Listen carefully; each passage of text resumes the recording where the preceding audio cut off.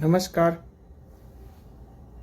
12 જ્યોતિર્લિંગમાંના આજે આપણે 2 જ્યોતિર્લિંગ વિશે માહિતી મેળવશું. કોઈ પણ સ્થાનનું કંઈક ને કંઈક મહત્ત્વ હોય છે જે હિન્દુ સંસ્કૃતિમાં ખૂબ વિસ્તૃતપૂર્વક સમજાવ્યું છે.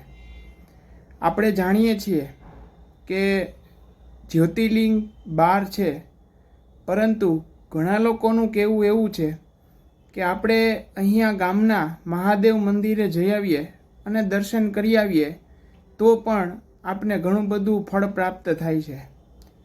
એ વાત તદ્દન સાચી છે કે ભાઈ આજુબાજુના કોઈ મહાદેવના મંદિરે જવાથી આપણે ધન્યતા અનુભવીએ છીએ, પરંતુ જે પૌરાણિક કથા અનુસાર ઋષિમુનિઓ દ્વારા જે જગ્યાનું જે મહત્ત્વથી નિર્માણ કરવામાં આવ્યું છે તેમનું મહત્ત્વ કંઈક અનેરું હોય છે. તો એવા 2 જ્યોતિર્લિંગના આજે આપણે માહિતી મેળવીએ, જેમાં પ્રથમ જ્યોતિર્લિંગ છે ઉજ્જૈનનું મહાકાલેશ્વર. ઉજ્જૈન એ ભૂતકાળમાં અવંતિકા નગરી તરીકે ઓળખાતી હતી. આ અવંતિકા નગરી એ નગરી છે કે જે હિન્દુ સંસ્કૃતિમાં 7 મોક્ષપુરીમાંની એક મોક્ષપુરી છે. અહીંયા ક્ષિપ્રા નદીમાં સ્નાન કરવાથી જાણતા અજાણતા જો આપણાથી કોઈ પણ પાપ થયું હોય તો આ પાપમાંથી આપને મુક્તિ મળે છે. વાત કરીએ મહાકાલેશ્વર જ્યોતિર્લિંગની. શા માટે આ જ્યોતિર્લિંગ છે એ જ્યોતિર્લિંગ કહેવાનું? ભૂતકાળના સમયમાં ઉજ્જૈન શહેરમાં ઘણા બધા શિવ ભક્તો અને બ્રાહ્મણો ત્યાં રહેતા હતા. ત્યાં એક દૂષણ નામનો રાક્ષસ હતો.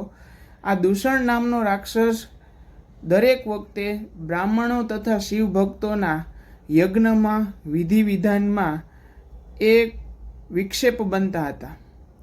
તેમનો નાશ કરવા માટે વેદપ્રિય નામના એક બ્રાહ્મણે ભગવાન શિવને આહ્વાન કર્યું કે તમે અહીં આવી અને અમને આમાંથી મુક્તિ અપાવો. ત્યારે ધરતી ફાડીને જ્યારે જે ભોળાનાથ બહાર પ્રગટ થયા એ જ્યોતિ સ્વરૂપમાં પ્રગટ થયા હતા અને મહાકાલ સ્વરૂપે પ્રગટ થયા અને દૂષણ નામના રાક્ષસનો વધ કર્યો. ત્યારબાદ આ સ્થાનને મહાકાલેશ્વર તરીકે ઓળખવામાં આવ્યું. સૌપ્રથમ જ્યારે આપણે ઉજ્જૈન જઈએ ત્યારે ક્ષિપ્રા નદીમાં સ્નાન કરી ત્યાં આવેલા ગણેશ મંદિરમાં સ્નાન કરી દર્શન કરી અને બાદમાં ઉજ્જૈન મહાકાલના દર્શન કરવાથી આપણને કોઈ પણ ક્ષત્રુઓ કે અન્ય કોઈ પણ આત્મીય ડરથી આપને આમાંથી મુક્તિ મળે છે. આ દર્શન વ્યવસ્થિત સારી રીતે જો આપણે આધ્યાત્મિક રીતે અને મનની મક્કમતાથી જો આપણે કરીએ તો ખરેખર આપને આ જ્યોતિર્લિંગનું આત્મીય સ્વરૂપ જે અંદર પ્રગટ થાય છે એ કંઈક અનેરું હોય છે, જેનો આપણે લાભ લઈ શકીએ છીએ. ત્યારબાદ બીજા એક જ્યોતિર્લિંગની વાત કરીએ જે છે ઓમકારેશ્વર, જે ઉજ્જૈનથી નજીક છે. ઉજ્જૈનથી રોજ સવારે આપણે બસ અથવા તો ટેક્સીના માધ્યમથી ઓમકારેશ્વર આપણે જઈ શકીએ છીએ. ઓમકારેશ્વર એ 12 જ્યોતિર્લિંગમાંનું ચતુર્થ જ્યોતિર્લિંગ છે. ઉજ્જૈન મહાકાલ તૃતીય જ્યોતિર્લિંગ છે, જ્યારે ઓમકારેશ્વર એ ચતુર્થ જ્યોતિર્લિંગ છે. નર્મદા નદીના કાંઠે આ ઓમકારેશ્વર માંધાતા પર્વત કે શિવપુરી પર્વત પર બિરાજમાન છે. ભૂતકાળમાં રાજા માંધાતા એ તપ કર્યું હતું. એ તપના માધ્યમથી આજે આપને ઓમકારેશ્વર જ્યોતિર્લિંગ છે પ્રાપ્ત થયું છે. પૌરાણિક કથા અનુસાર ઋષિ મુનિઓએ જ્યારે તપ કર્યું ત્યારે ઓમકારેશ્વર અને મમલેશ્વર આ 2 જે જ્યોતિર્લિંગ છે એકબીજાના ભાગ છે. તમે મમલેશ્વરના દર્શન કરીને ઓમકારેશ્વરના દર્શન કરો તો જ તમારું આ જ્યોતિર્લિંગના દર્શન છે એ માન્ય ગણી શકાય. બીજી એક કથા અનુસાર મમલેશ્વર જ્યોતિર્લિંગના ઓમકારેશ્વર ભક્ત હતા અને તેમણે જ્યારે જ્યોતિર્લિંગ જે પ્રગટ થયું એના માંધાતા પર્વત ઉપર જે રાજા માંધાતાએ તપ કર્યું અને એના જ્યોતિ સ્વરૂપમાં બિરાજમાન જે થયા એ હાલમાં ઓમકારેશ્વર અત્યારે હાલમાં દર્શન આપી રહ્યા છે. તો આપણે આ બંને જ્યોતિર્લિંગના દર્શન કરવા જોઈએ. હવે જેમ આપણે વાત કરી કે ભાઈ મહાકાલના આપણે દર્શન શા માટે કરવા જોઈએ, તો કે ભાઈ આપણે જે ડર લાગતો હોય કોઈ શત્રુઓથી, કોઈ અન્ય કોઈ પ્રભાવથી આપને ડર લાગતો હોય તેમાંથી આપને સુખ શાંતિ પ્રાપ્ત થાય છે. એવી રીતે ઓમકારેશ્વરના દર્શન કરવાથી અને મમલેશ્વરના દર્શન કરવાથી તમને યશ, કીર્તિ, ઐશ્વર્ય અને ધન સંપદામાં ખૂબ તમને રાહત મળે છે. માટે આપણે ઓમકારેશ્વરના દર્શન કરવા જોઈએ.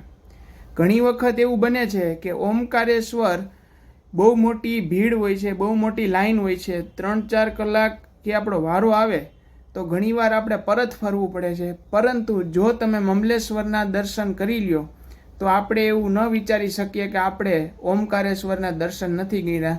એ દર્શન માન્ય ગણી શકાય છે. ઓમકારેશ્વર જ્યોતિર્લિંગ હાલમાં બપોરે 12:20 થી 1:20 સુધી બંધ રહે છે. જેથી આ સમયગાળા દરમિયાન જવાનું આપણે વિચાર કરવો કે જવું કે નહીં. બપોરના 12:20 થી 1:20 સુધી બંધ રહે છે. તો આપણે આપણા ભાવ પ્રગટ સ્વરૂપે હવે આપણે દર્શન કરવા જઈએ અને આપણા મનની શાંતિ માટે આપણા એક પુણ્ય ફળદાયી એક કામ છે એ આપણે માનવના 84 લાખ યોનિનો જન્મ મળ્યો એમાંથી આપણે મોક્ષ મેળવવા માટે છે એ આપણા બંને જ્યોતિર્લિંગના દર્શન અવશ્ય કરવા જોઈએ.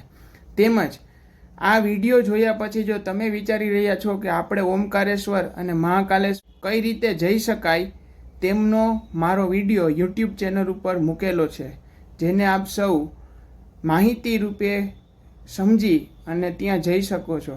તેમાં તમારે જે ફેરફાર કરવો હોય તમે કરી શકો છો, પણ આ રીતે જઈ શકીએ તો સરળતા રહેશે. હર હર મહાદેવ. જય શ્રી કૃષ્ણ.